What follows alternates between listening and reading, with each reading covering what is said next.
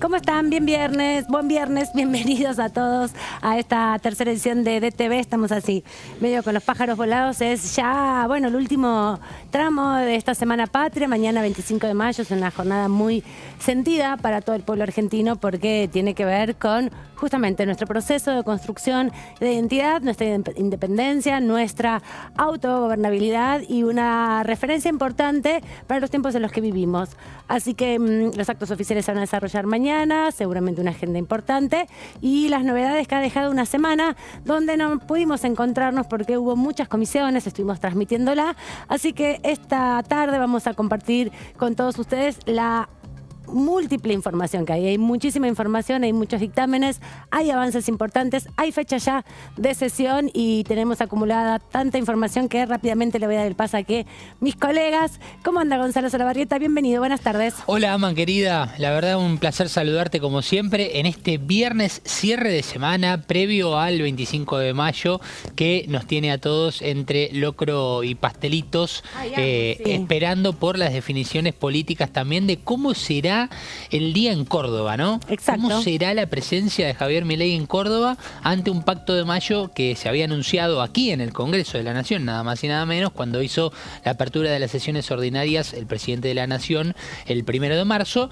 pero que se va a dar de una manera distinta a la que se planificaba tal vez, ¿no? Sí, algo que no será tanto el pacto de mayo, sino más bien la celebración de mayo, porque los pactos parece que se van a ir posponiendo un poco para más adelante. Quien sabe todo es Claudio Mardones. Bienvenido, buenas tardes. Muy buenas tardes, ¿cómo les va? Amanda Alma, Gonzalo Solabarrieta.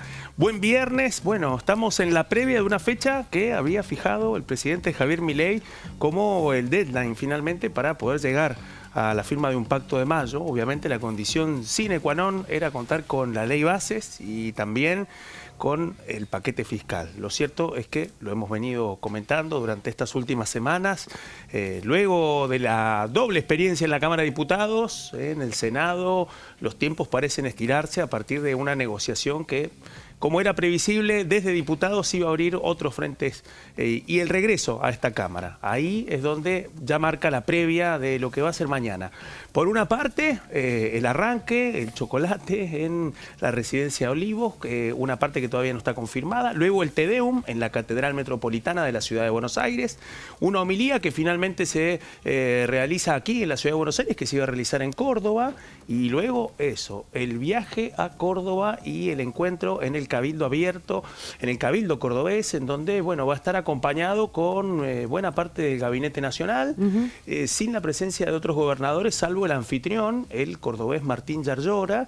Y bueno, la pregunta sobre cuál va a ser el discurso. Exacto. Y los mensajes que va a dar el presidente luego de haber cerrado una semana con una definición, que si avanzan la oposición con algunos proyectos que afecten el cálculo de déficit fiscal, bueno, los va a vetar, digamos. Efectivamente, esa es la discusión que está centrada en el Senado de la Nación, pero también aquí, esto que decías, Claudio, tiene que ver con los 4 dictámenes que fueron emitidos en estos últimos días, en la jornada del día de ayer específicamente, sobre el financiamiento educativo. Hay que recordar y situarnos, el presupuesto que rige el Estado Nacional hoy en día es un presupuesto aprobado en el 2022, en el mes de noviembre, si no me equivoco, del 2022, después de buenas discusiones que se dieron aquí en la Cámara de Diputados. Se prorrogó entonces el presupuesto del año pasado, el 2023, y la inflación fue del 200%, no se actualizaron las partidas, si bien se redujeron muchas partidas porque hubo recortes importantes en las prestaciones del Estado Nacional. La demanda que se escuchó ayer por parte de los diputados de la oposición es que se discuta el presupuesto, ¿no? Que es algo que venimos escuchando reiteradamente, y en función a eso es que el presidente también dio esa definición. Y en un escenario que cierra otra semana con un dato que no le pasa inadvertido al gobierno nacional, y es que finalmente la oposición logró conseguir el quórum para una sesión especial luego de las postergaciones anteriores, y lo que implicó finalmente un emplazamiento que quizás hace 60 días resultaba impensable por una coyuntura atravesada por el debate de la ley bases y esa negociación. Bueno, ha empezado a cristalizarse un poco los límites a la estrategia de correr los tiempos en torno al debate del presupuesto universitario. Creo que hay un momento que lo reconoce el propio gobierno nacional, que tiene que ver con la movilización masiva en todo el país, de la cual ya se cumplió un mes, y que fue el disparador de tratar de actualizar el presupuesto de las universidades públicas a través de una ley, de un instrumento legal. Bueno, ahí es donde se abre este interrogante, porque ya lo respondió el presidente. En el caso de que avance una iniciativa como la que ya tiene 4 dictámenes con fecha para sesionar la semana próxima, el 4 de junio, en ese contexto es donde ya el mensaje está, sin que haya llegado al Senado, que directamente el Poder Ejecutivo hará uso del veto en el caso de que sea así. Y Gonza, también la discusión ayer fue importante porque fue la síntesis de una serie de reuniones que se venían dando, principalmente en la Comisión de Educación, y finalmente se pudo concretar un plenario de comisiones. Sí, y que va a tener, como bien lo dijo el propio Finocchiaro, el diputado que preside la Comisión de Educación, un hombre muy importante en esta materia, si no el más importante dentro del bloque del PRO, anunció ya que el martes próximo va a volver a reunirse de manera plenaria. Por eso, cuando abrimos la agenda parlamentaria, podemos observar que dice claramente, y ya desde hace unos días atrás, la suspensión de lo que era la Comisión de Educación sola para el martes próximo. Era algo que estaba programado y que una vez que se había diagramado la reunión de ayer, esto había quedado claramente suspendido. Pero ahora se va a volver a reactivar esta reunión, al igual que ayer, con presupuesto y Hacienda. De todas maneras, también hay que tener en cuenta que la semana próxima será una semana de temas muy variados, con la firma de dictámenes, entre ellos el más importante y del cual vamos a hablar en un ratito, tiene que ver con el Registro Nacional de Datos Genéticos. Claro, que venimos siguiendo esa discusión, se da en el marco de la Comisión de Legislación Penal. Recordemos también en el envío de un paquete con 4 leyes diferentes que ya comenzó a discutir la Cámara de Diputados, que impulsa la ministra Patricia Bullrich. Hubo discusión, hubo convocatoria de especialistas y, como adelantaba Gonza, la semana que viene va a estar definido ya el dictamen para conocer más en detalle cuál es el fundamento y cuál es la letra negociada entre los distintos bloques. Había algunas advertencias respecto, bueno, justamente a la autoridad de aplicación. Ahora nos vas a contar en detalle. También se estuvo reuniendo la Comisión de Derechos Humanos, ayer recibiendo a familiares de distintas personas que sufrieron la violación de los 2 derechos humanos en el contexto de la pandemia, y otras de las comisiones que también fueron reuniéndose. Pequeña y mediana empresa, ya está constituido bastante el cronograma de actividades. Todo esto en un panorama también, Claudio, donde del otro lado de Pasos Perdidos se dilata el dictamen para la ley bases, que está casi ya confirmado que va a volver a la Cámara de Diputados. No se pueden relajar los diputados, como que una vez aprobada la media sanción en diputados y el tratamiento en el Senado, ya termina la ley. Creo que parte de la agenda que nos estaba contando Gonzalo tiene que ver con eso, con aprovechar el tiempo que corre en espejo con el Senado de la Nación. Los cálculos del oficialismo, luego de lo que sucedió esta semana, tiene que ver precisamente con eso.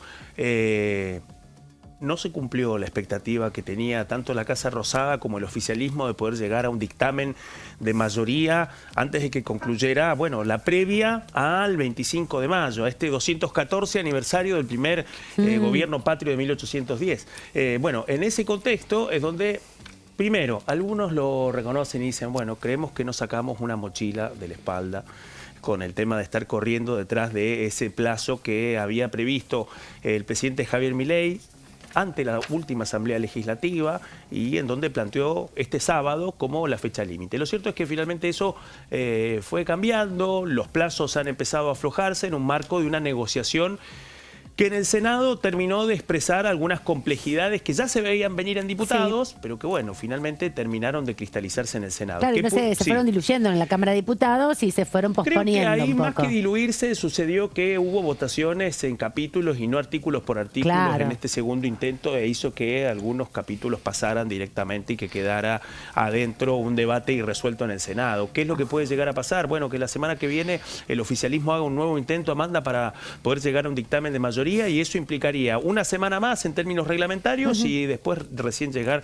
a una posible sesión. Todo ese tiempo posiblemente le permita a la Cámara de Diputados avanzar con el trabajo de las otras comisiones y avanzar con este otro tema, que es lo que nos contaba Gonzalo. Además, pensaba también, Claudio, que en toda esta discusión que se va posponiendo un poco en la Cámara de Senadores, parte de la demanda de aquella Cámara tenía que ver con los tiempos, con el tiempo para poder analizar una ley tan compleja, que abarca materias tan diferentes y que aquí en la Cámara de Diputados había tenido un tratamiento de por lo menos 4 meses, en definitiva. Entonces, ahí un reclamo fuerte para darle este rol de Cámara Revisora.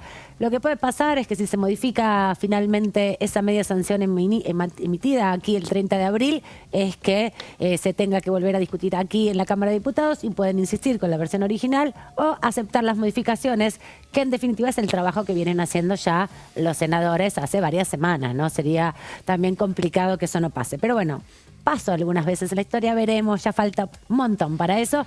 ¿Quién te dice, Claudio? Esa semana del 4 de junio tenemos doblete en Senado y en Diputados, coincidencia de sesiones. Se han puesto sobre la mesa algunos recursos que establece la Constitución, que están previstos en la legislación vigente, pero que no habían quedado tan al desnudo. Exacto. Uno es el artículo 81 de la Constitución Nacional, capítulo que abrió la secretaria general de la Presidencia, Janina Milei, y el presidente de esta Cámara, Martín Menem, el día del último paro nacional, 9 de mayo, se reunieron en el primer piso de la Casa Rosada con las principales figuras del PRO y también de la Libertad Avanza. ¿Qué surgió de ahí? Bueno, primero un balance de lo transitado hasta entonces con la ley bases y la posibilidad de reafirmar las mayorías para ratificar lo votado en diputados y desconocer los eventuales cambios en el Senado.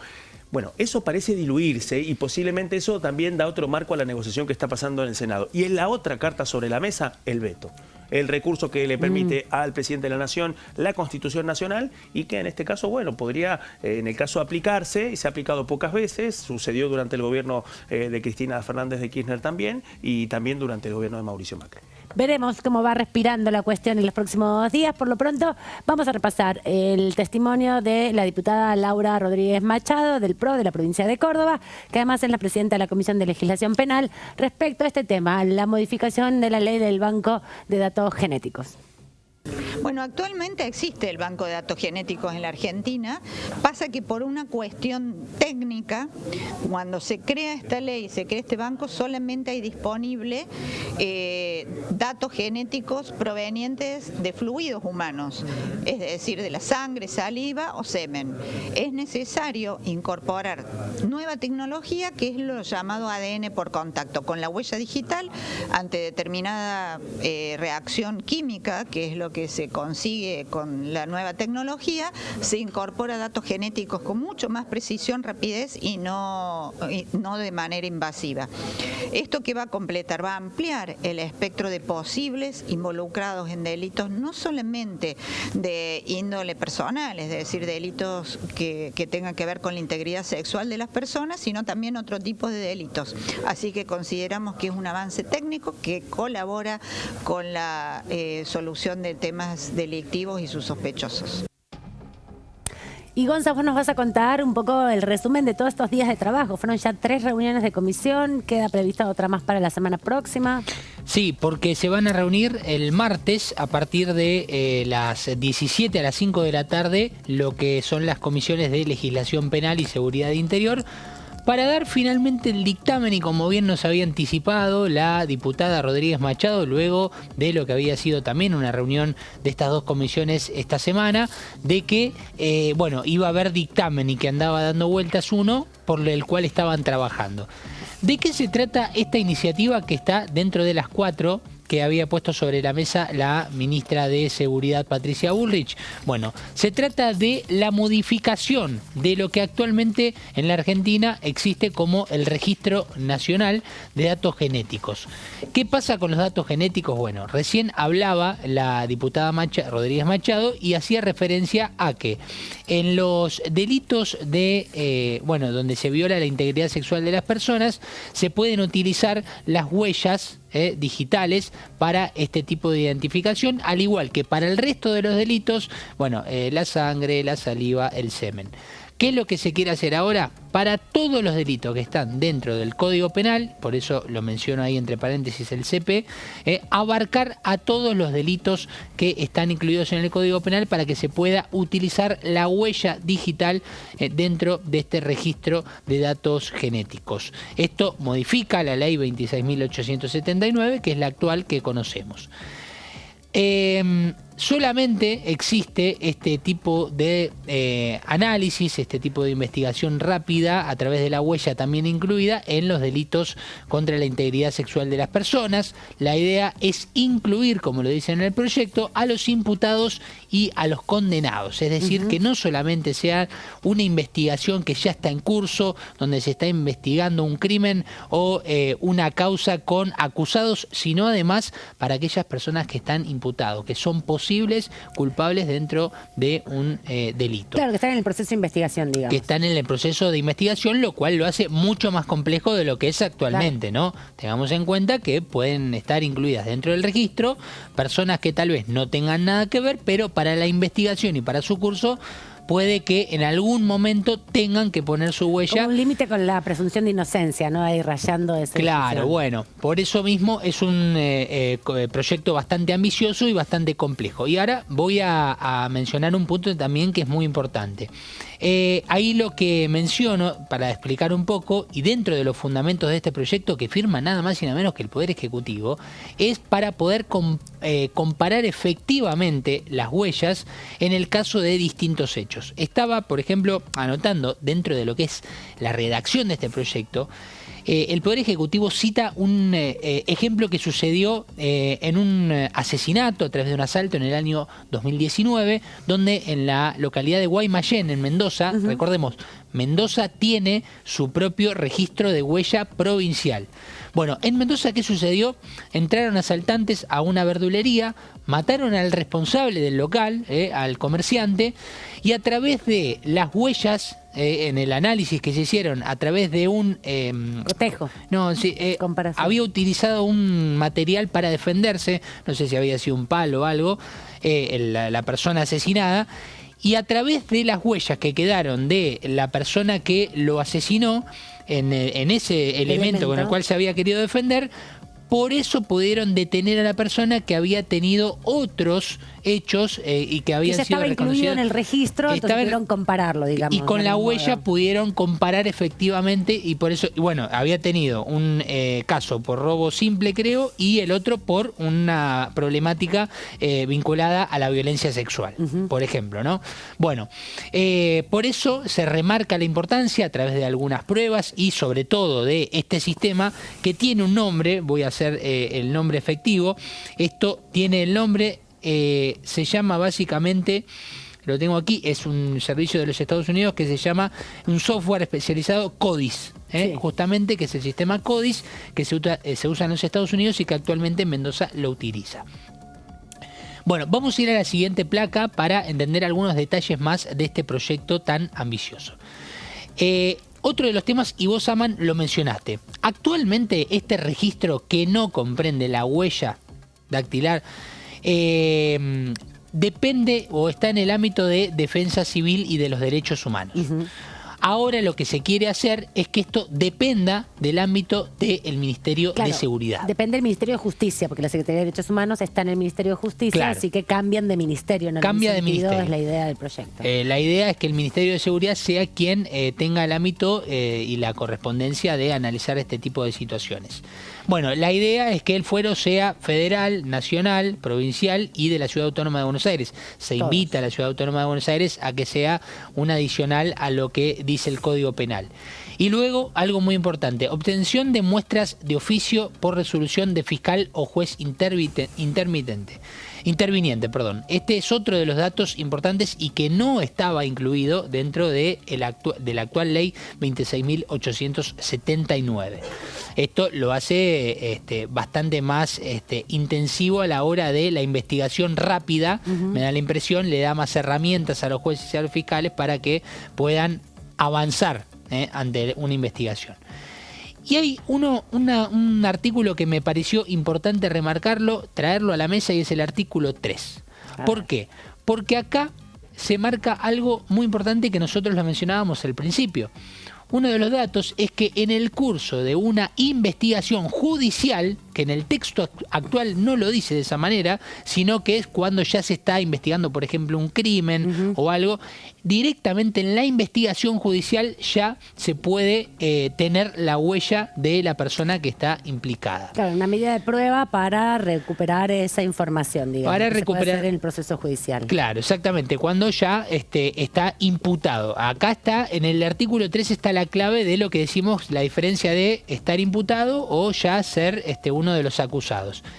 Y acá otro dato que era el que te quería sumar es que los datos se remueven cuando se lo saca de la investigación al imputado, que es una de las Inocente, personas. Digamos, Claro, que se descubre que la persona esa no está relacionada con el delito. Exacto, cuando el imputado en la investigación se reconoce que no tiene ninguna culpabilidad, ahí se retiran los datos de la huella, porque obviamente a través de este registro es importante, teniendo en cuenta que para esto sirve que en otras cuestiones, en otros delitos, en otra circunstancia judicial, bueno, se pueda justamente relacionar y hacer mucho más rápido la detención de estas personas. Y en el caso del 2019, obviamente, la persona fue detenida gracias a estos datos de las huellas y fue excarcelada por justamente 25 años.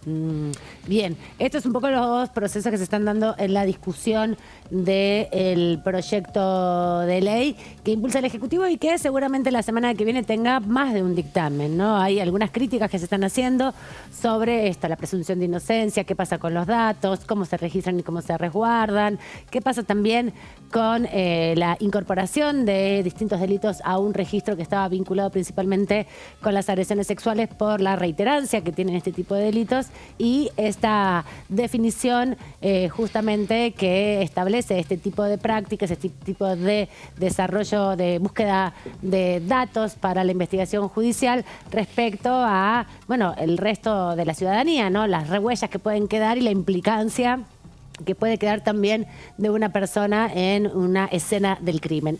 Parte de eso tiene que ver con la rigurosidad técnica en que se desarrolle la recolección de las pruebas, que es una debilidad del sistema penal argentino respecto a la preservación de las escenas del crimen, ¿no? Cuando hay un delito se tiene que preservar la escena y son medio difíciles que eso tenga prolijidad muchas veces, ¿no? Bueno, hablando con fuentes del Ministerio de Seguridad que están siguiendo el tema, porque digamos, acá nos encontramos con esto encierra también, tiene un valor político simbólico importante dentro de lo que es la construcción del gobierno nacional, la que está jugando, aunque está la firma del presidente, es la ministra de Seguridad, Patricia Bullrich, que fue diputada nacional, que conoce claramente lo que son los resortes complejos de la negociación, pero ahí hay otro tema y tiene que ver, primero, con la decisión política de avanzar y tratar de incluso forzar, si es necesario, en la interpretación de algunas cuestiones. Pero ahí hay un riesgo, y el riesgo pasa específicamente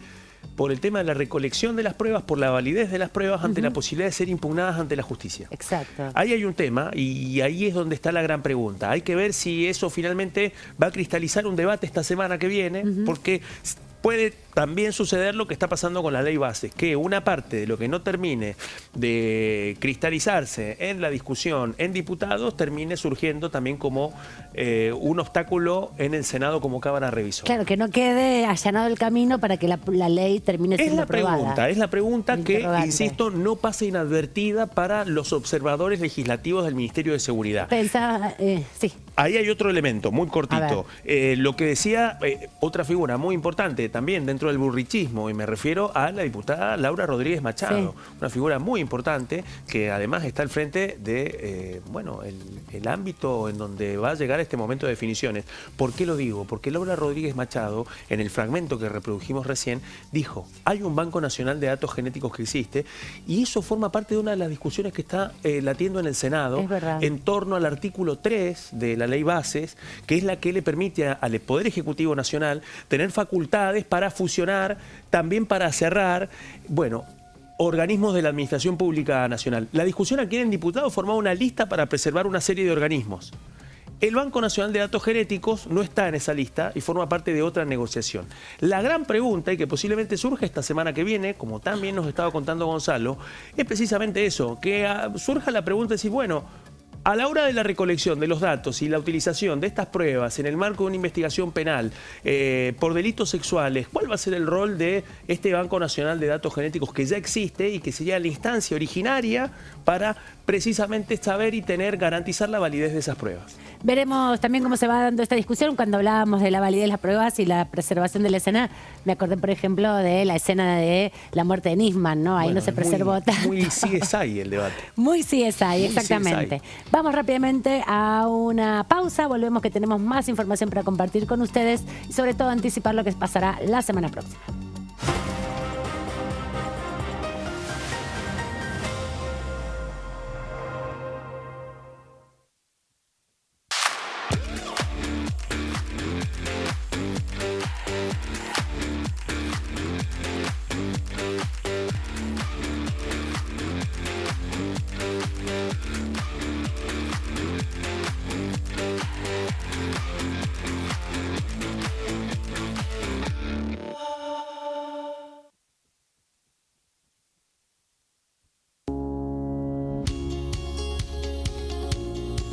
La Cámara de Diputados tiene 257 miembros.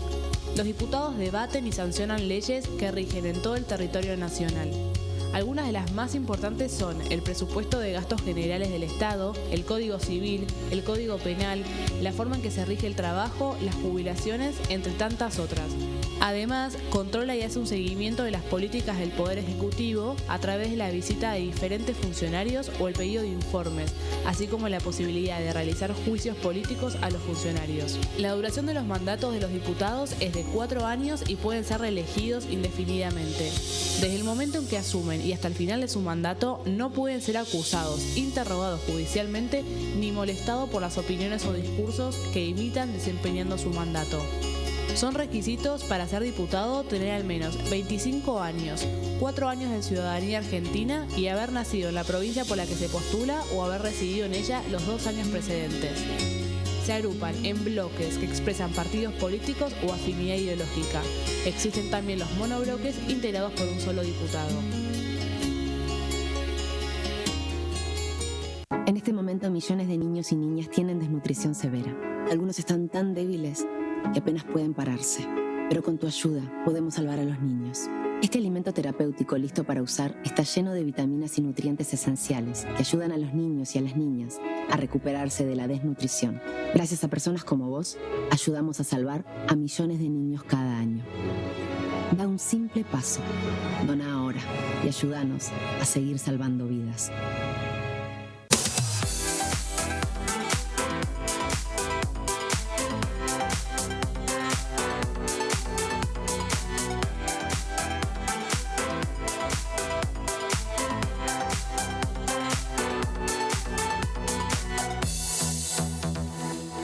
Dengue, Zika y chikungunya. ¿Cómo protegerte de la picadura de mosquitos? Para prevenir el dengue, Zika y chikungunya, evita que el mosquito te pique. Usar repelente siguiendo las indicaciones del envase. Cubrí brazos y piernas con ropa clara. En casa, pon espirales o tabletas. Usa tules o mosquiteros sobre camas o cunas. Coloca mosquiteros en puertas y ventanas.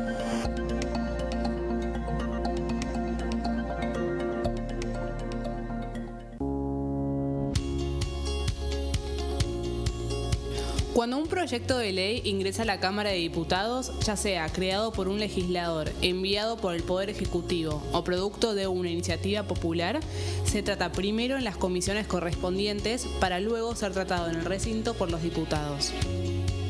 Las comisiones son el ámbito de análisis y debate sobre los proyectos de ley conformadas por legisladores de distintos bloques. Hay 23 comisiones especiales que tratan temas específicos como el atentado de la AMIA y 45 permanentes que tratan temas vigentes como educación y salud. Un diputado puede formar parte de varias comisiones. Cada comisión se compone de un presidente, un vicepresidente y de 3 a 5 secretarios. La duración de los miembros de las comisiones permanentes y especiales es de 2 años. Para que la comisión funcione debe tener quórum, es decir, un mínimo de 15 y un máximo de 31 a 49 diputados. Las autoridades son elegidas por los propios integrantes de las comisiones, que a su vez son elegidos bajo consenso por sus propios bloques. Para que un proyecto sea tratado en el recinto, debe contar con el apoyo de la mayoría de los integrantes de esa comisión. Al finalizar una reunión de comisión, se dictamina sobre la pertinencia de tratar el proyecto en el recinto. El dictamen propone una resolución o decisión sobre una o varias iniciativas o proposiciones.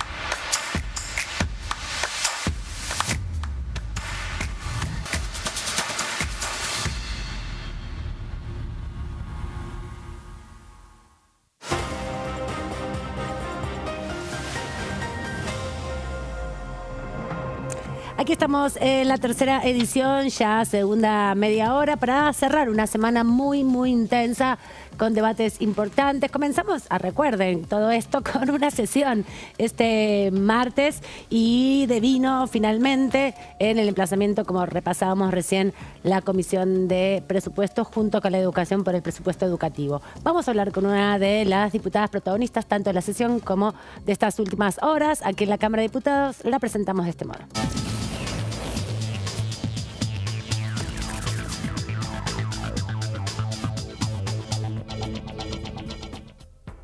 Le agradecemos a la diputada Marcela Campagnoli este ratito con tercera edición. ¿Cómo anda, diputada? Bienvenida. ¿Qué tal? ¿Cómo están todos ustedes? Muy bien, muy bien. Bueno, fue una semana súper intensa esta. Hubo una sesión el martes y de esa sesión se resolvió ya el jueves una serie de dictámenes por el tema de las universidades. En tu experiencia política, además te ha tocado también ser parte de la gestión de algún centro universitario descentralizado. Recuerdo que alguna vez lo habíamos comentado.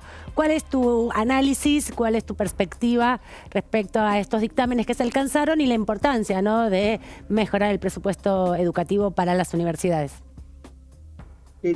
Bueno, tenés razón en que fue una semana muy intensa. Estaba convencida que la sesión había sido el martes pasado, de la semana pasada, no de esta semana. Increíble.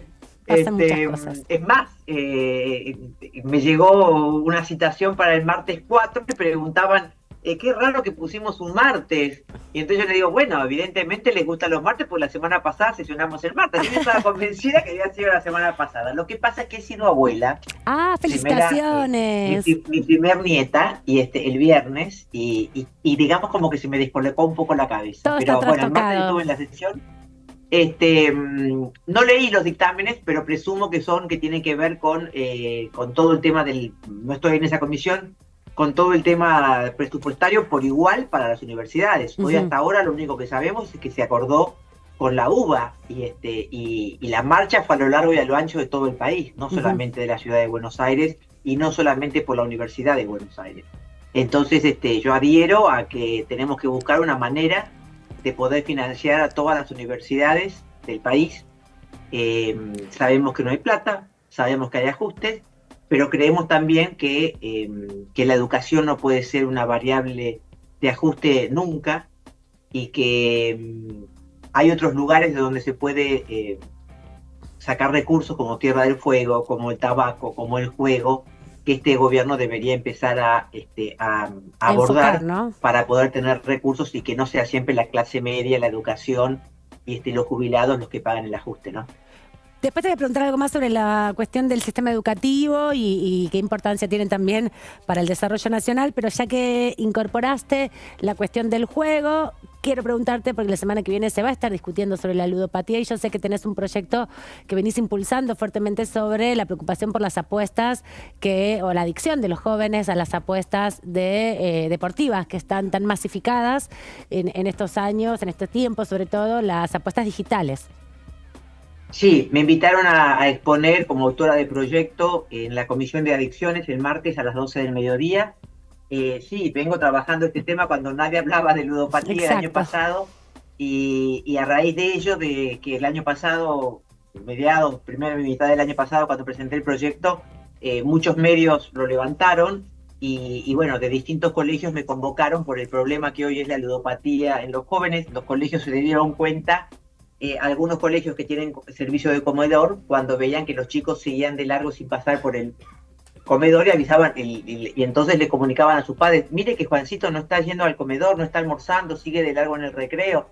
¿Cómo que no está yendo al comedor? Si yo veo que el dinero que le mando por billetera virtual para el comedor lo consume. Bueno, ahí empieza toda una investigación que yo digo follow the money, ¿no? Seguir el dinero. Sí.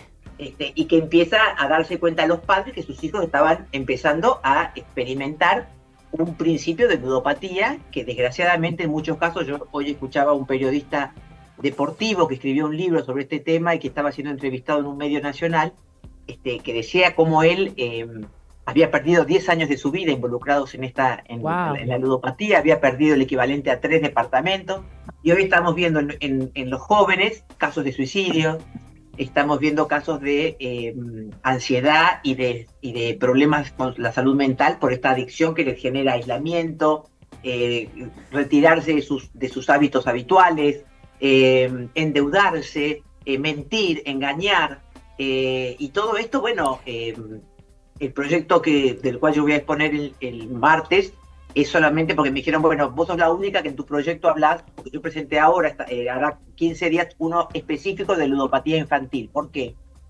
Porque yo entiendo que los Angelici, no es que lo entienda, pero sé que los Angelici y los Cristóbal López de la vida pueden influir para que no se legisle restrictivamente en temas de juego.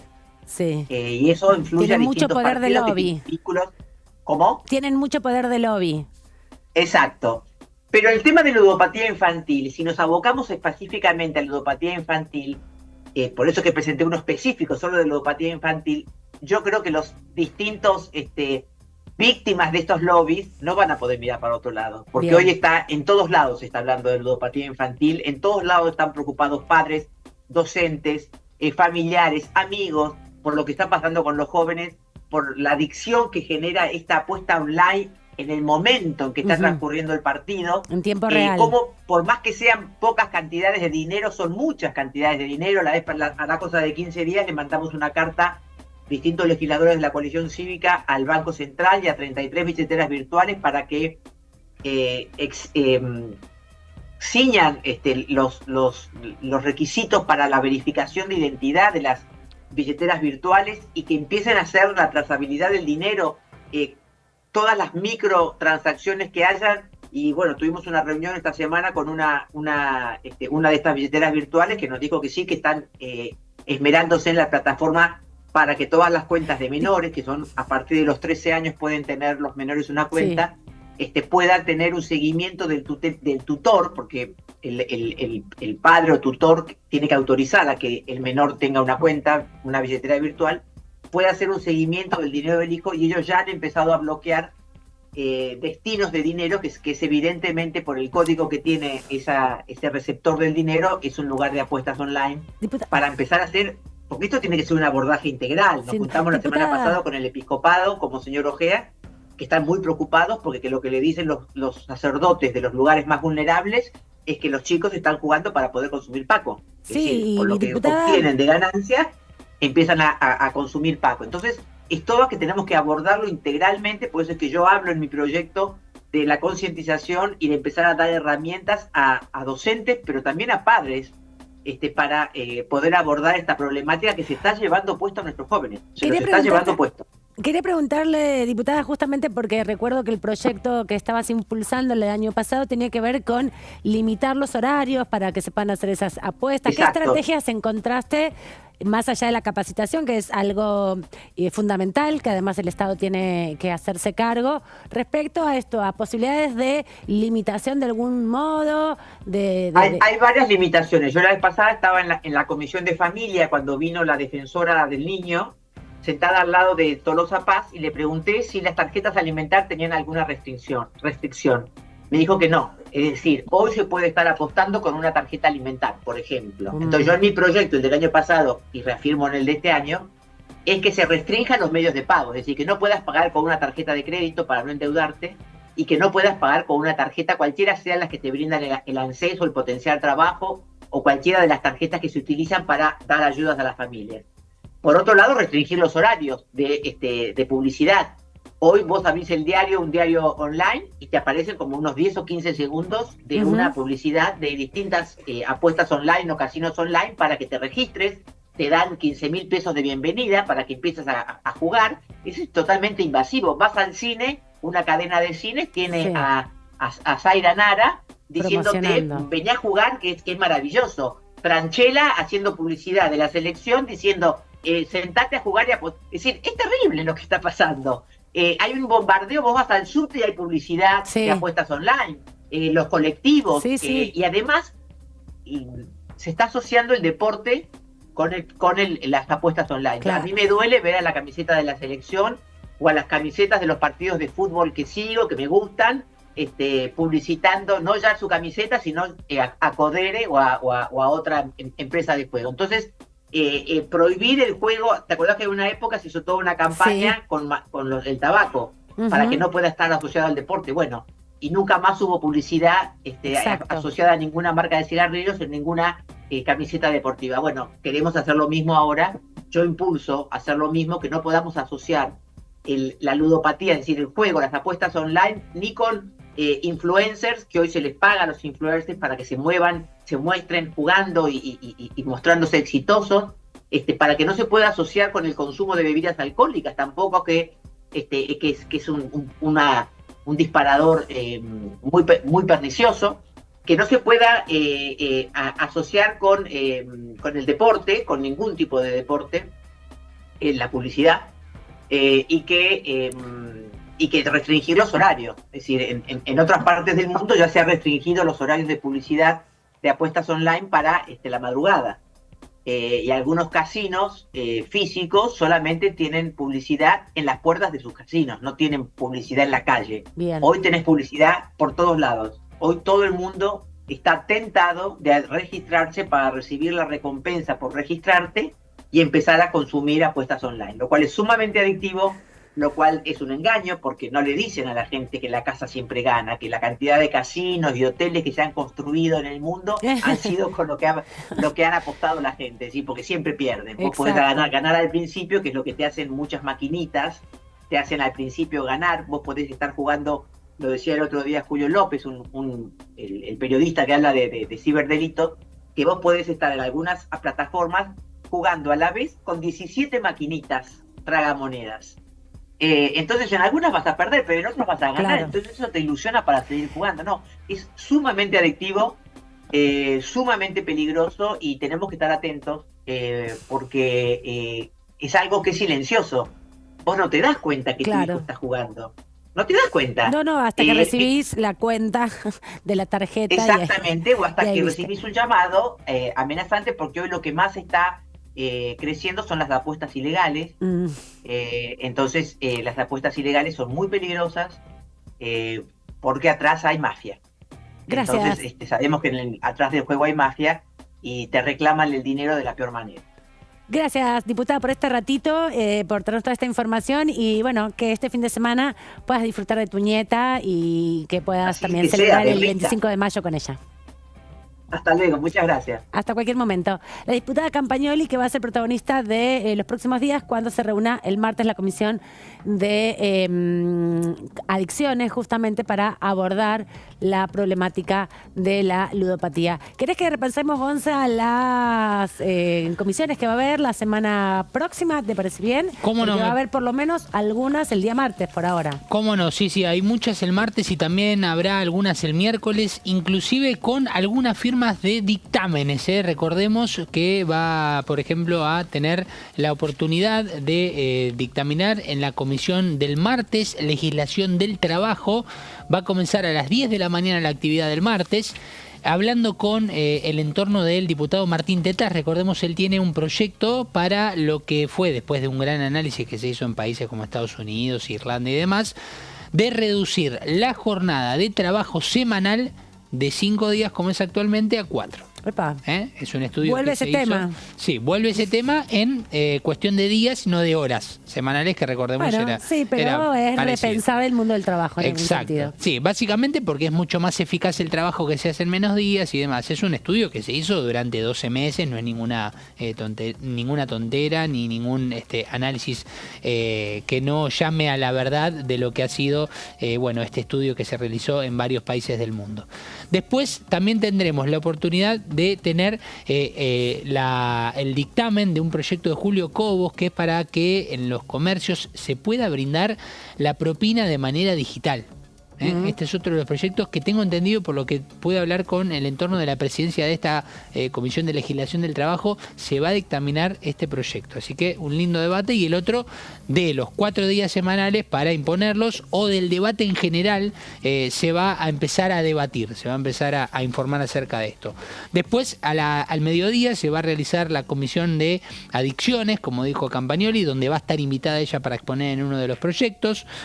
A las 14:30, situación del deporte, con invitación de directivos de entidades. Recordemos, estamos muy cerca de los Juegos Olímpicos. Hay un problema importante por las becas que se le están brindando a los deportistas olímpicos. Sí, que se redujeron la cantidad. Se redujeron la cantidad, inclusive, por ejemplo, estuvo el caso de la Peque Pareto, que tuvo que renunciar a su beca que le queda por haber ganado una medalla de oro, para que otra atleta pueda brindar y disfrutar justamente de la misma. Le es muy importante.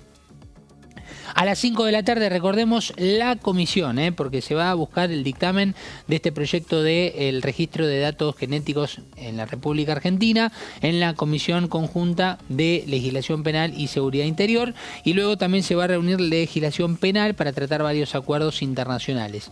Y el miércoles, todo esto el martes, así que un martes bastante intenso, super martes. Sí, y no es elección de Estados Unidos.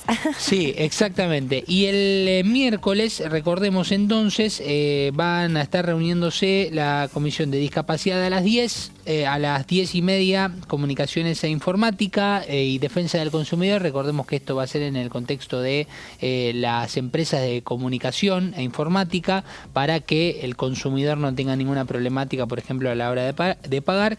Y luego intereses marítimos, pesqueros y fluviales a las 15 el miércoles. Perfecto, de todo esto vamos a estar hablando en estos días, a partir del lunes, con las distintas comisiones que se vayan configurando. Ahora vamos a repasar lo que decía más temprano el presidente del Bloque Unión por la Patria, Germán Martínez, con nuestros colegas de Primera Edición. El Senado está cumpliendo la tarea que tiene que tener la Cámara Revisora, ¿no? Está en la Constitución Nacional. Así que lo que está haciendo el Senado es cumplir con la Constitución Nacional. Yo creo que nosotros hicimos una enorme tarea en la Cámara de Diputados, fijando posición clara de rechazo a la ley ómnibus, que claramente lo que se terminó aprobando en la Cámara de Diputados fue, yo creo que más corto, pero no menos dañino de lo que inicialmente propuso el Poder Ejecutivo. Y bueno, y ahora le toca al Senado analizar a fondo. Yo creo que si algo hicimos nosotros fue señalizar con mucha claridad dónde había que profundizar. Y creo que la tarea que están realizando en comisiones del Senado de la Nación permitió meternos profundamente en cada una de esas ventanas, ¿no? Fíjate que se habló mucho de facultad delegada, se habló mucho de privatizaciones, se habló mucho de reforma laboral, se habló mucho de reforma administrativa, se habló mucho de RIGI.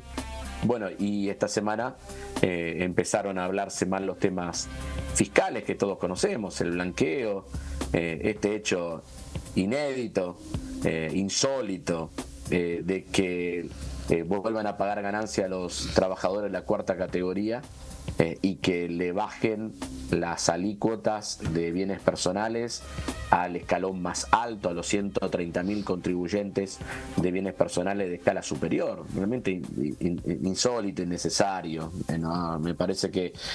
Y bueno, y hay que ver cómo termina esa historia. Yo trato de ser muy cuidadoso en la comunicación de las cosas que pasan en el Senado. Es una Cámara que, si bien conozco, yo no participo, y tengo grandes compañeros y compañeras que están haciendo una enorme tarea, así que nada más que desearle el mejor de los éxitos, y ojalá puedan alcanzar allá lo que yo no pude en la Cámara de Diputados, que fue rechazar el proyecto de ley. El diputado Germán Martínez, que fue muy activo también en la Comisión de Educación, en el plenario de ayer cuando se firmaron los dictámenes, y es uno de los que también insistió con la convocatoria de la sesión el próximo 4 de junio. Pero, Claudio, también hay repercusiones de el tratamiento de la ley bases en la Cámara de Senadores y el análisis que va haciendo el oficialismo sobre el ritmo del debate parlamentario. Y la decisión política del gobierno, Amanda, de empezar a plantear las críticas directamente a quienes consideran los protagonistas de una demora en el Senado. Me refiero primero al ministro del Interior, Guillermo Francos, que utilizó esta frase, dijo 5 meses sin una ley para el gobierno. Bueno, también se lo podemos escuchar hoy al titular de esta Cámara, a Martín Menem, presidente de la Cámara de Diputados, que también planteó que el Congreso de la Nación lleva 5 meses sin darle una ley al presidente Javier Milei, y que en ese contexto le pidió celeridad, que trabajen a toda máquina, dijo, en una señal que también plantea otro interrogante, porque es un planteo del presidente de la Cámara Baja para el Senado, en un momento en donde el Senado está en plena negociación,